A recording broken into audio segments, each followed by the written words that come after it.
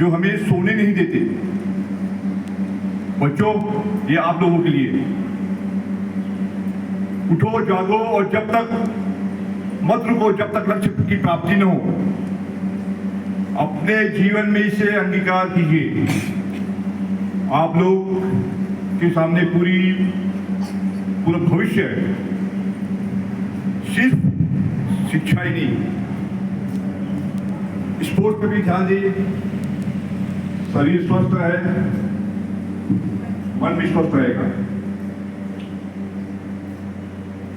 एक उज्जवल भविष्य आप सबकी राह देख रहा है।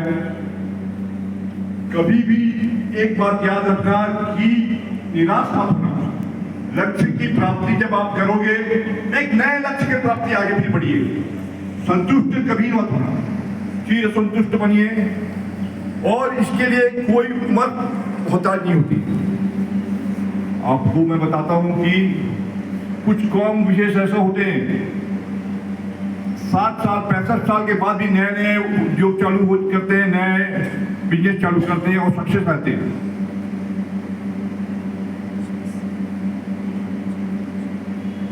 जैसा कि मैंने कहा, संतुष्ट किसी भी चीज के लिए मत होना। हरदम उद्देश्य को प्राप्ति करो और आगे बढ़ते रहो, बढ़ते रहो, बढ़ते रहिए। मैं आप सबको 15 अगस्त की स्वतंत्रता दिवस की रात्रि पर की बहुत बहुत बधाई देता हूं। आप सबका भविष्य उज्जवल हो और आप सब